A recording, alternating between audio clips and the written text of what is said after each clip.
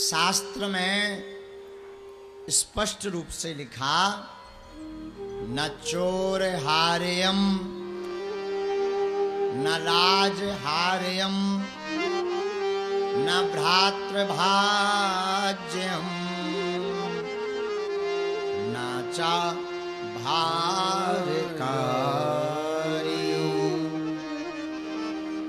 व्यये कृते वर्धत वा नित्यम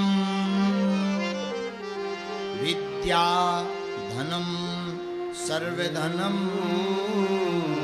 निधानम।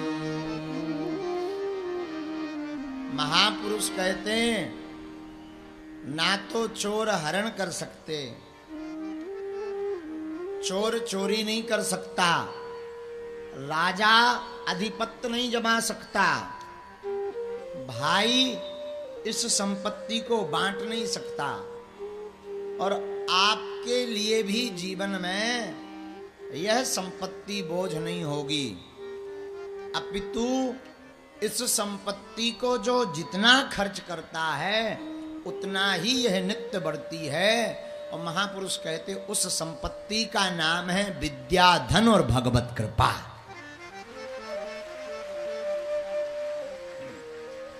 पुनः समझ लीजिए, न चोर चोरी कर सकता, न राजा अधिपत्य जमा सकता, न भाई बांट सकता, बंटवारा जिसे कहते हैं, भाई बंटवारा नहीं कर सकता, और आपके ऊपर यह बोझ भी नहीं होगा, अपितु खर्च करने पर घटेगी नहीं, बोले बढ़ेगी। बोले क्या?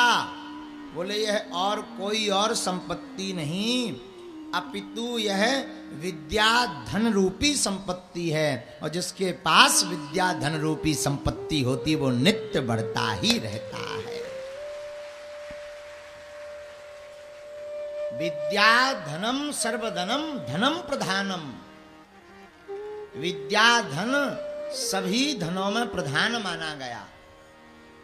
राजा की पूजा केवल अपने राज्य में होती है, पर विद्वाने सर्वत्र पूज्यते।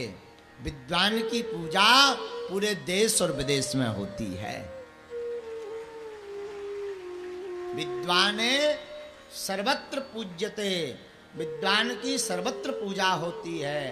तो श्रीमान, हमारी प्रार्थना है,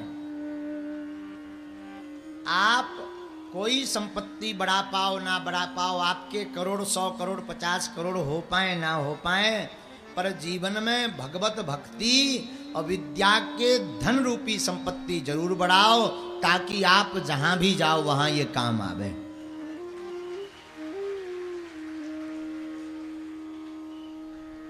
और ये तभी काम आएगी, देखो हर व्यक्ति चाहता कि हम जहां जाएं वहां लोग हमारे हों। हाँ जी या ना जी? हर व्यक्ति चाहता हम जहां जाएं हमारा वहीं सम्मान हो। हाँ जी या ना जी? प्रत्येक व्यक्ति चाहता हम जिस जगह पहुंच जाएं वहीं हमें सर्वोपरि माना जाए। हाँ जी या ना जी? तो आप राजपद पाकर के ऐसा नहीं कर पा सकते। अगर राजपीठ पर आप बैठ रहे तो जितने दिन तक पद रहेगा उतने दिन पूजे जाओगे। अधिकारी रहोगे तो जब तक नौकरी होगी तब तक माने जाओगे।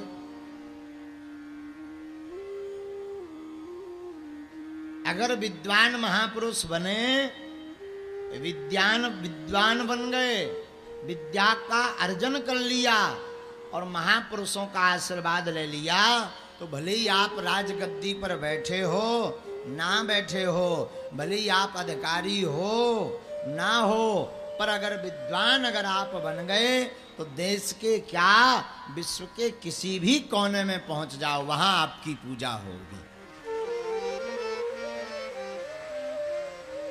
इसलिए स्पष्ट लिखा, विद्वाने सर्वत्र पूज्यते। तो जो जो जीव आप में से सर्वत्र प्रभुत्व जमाना चाहते हैं, तो आज की बात आप नोट कर लीजिए। क्या आप अपने जीवन काल में प्रतिदिन नित्य स्वाध्याय करिए। स्वाध्याय का अर्थ जानते हैं क्या होता है? स्वाध्याय का अर्थ होता नित्य पढ़ना।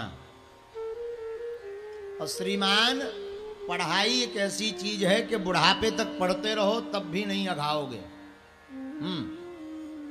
मरघटा पे भी चले जाओ, मरघटा पे जाते जाते भी आप पुस्तक पढ़ोगे तब भी कुछ ना कुछ ज्ञान मिलेगा। अब प्रश्न उठत के महाराज मरना तो है ही है, ज्यादा किताबें पढ़ के काहे खुपड़ मंजन करें? भैया बात बिल्कुल सही है, पर कभी कभी आपने एक चीज देखी होगी, नन्ना सा बालक पटर पटर बातें बोलता, बड़ी बड़ी विद्वानों जैसी चर्चा करता। इसका कारण क्या है? इसका मूल कारण है इस जन्म में वो इतनी पढ़ाई नहीं कर पाया, पर पूर्व जन्म में खूब पढ़ता रहा और अधूरा मर गया तो दूसरा जन्म हो गया, और जैसे ही जन्म हुआ तो उसे वो सब चीजें धीरे धीरे स्मरण आने लगी और उसकी बुद्धि प्रखर हो गई और आपने उसे विद्वान घोषित कर दिया। पढ़ाई कभी मरती नहीं है, पढ़ाई कभी खत्म नहीं होती श्रीमान, इसीलिए अध्ययन निरंतर करते रहो।